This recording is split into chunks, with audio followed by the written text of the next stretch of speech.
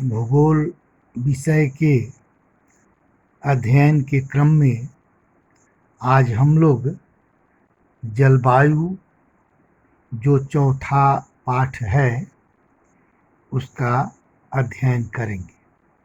भैया एवं बहन, कल मैंने इस पाठ के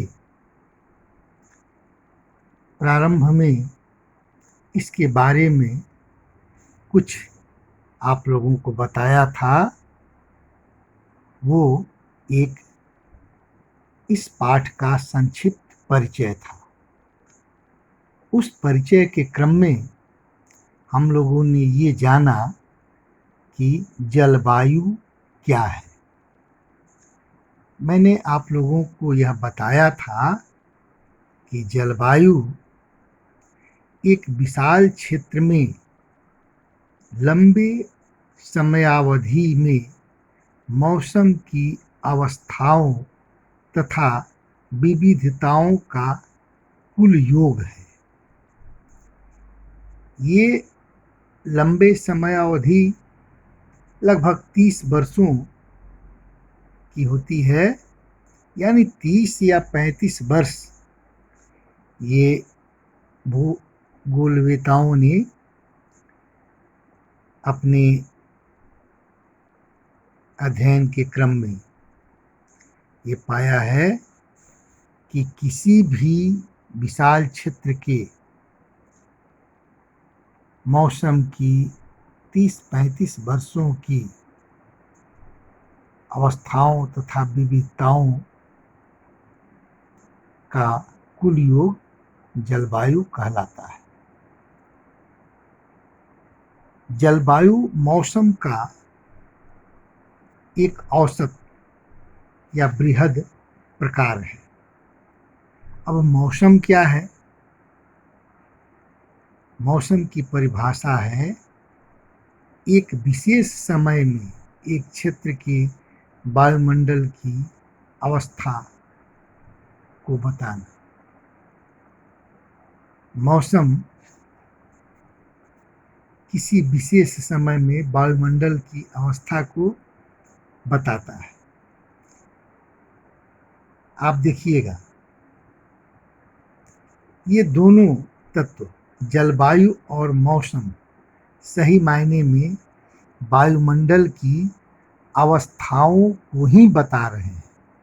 जलवायु विशाल क्षेत्र के लंबे समय अवधि के मौसम की अवस्था को बताता है और मौसम किसी विशेष समय में एक क्षेत्र के वायुमंडल की अवस्था को बताता है। मौसम और जलवायु के तत्व तापमान, वायुमंडलीय दाब, पवन, आर्द्रता हैं। ये मौसम तथा जलवायु दोनों के लिए एक ही होते हैं। मौसम की अवस्था एक दिन में कई बार भी बदल सकता है और कई दिनों तक एक समान बना भी रह सकता है। जैसे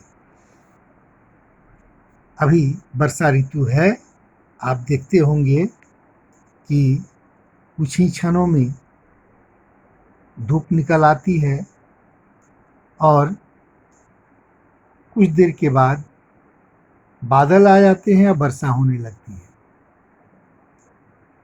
तेज वर्षा होने लगती है तो हम कहते हैं कि मौसम बदल गया या वर्षा हो रही है, या फिर बादल छट जाता है तो कहते हैं कि मौसम साफ हो गया।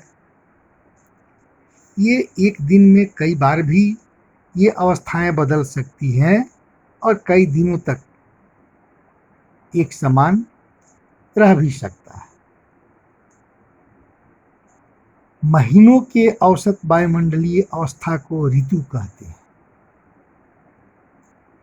आप देखते होइएगा, हमारे देश में एक वर्ष में कई ऋतुओं का वर्णन है। ग्रीष्म ऋतु, शीत ऋतु, वर्षा ऋतु आदि। ये ऋतुएं क्या हैं? ये महीनों के औसत वायुमंडलीय अवस्थाएं हैं।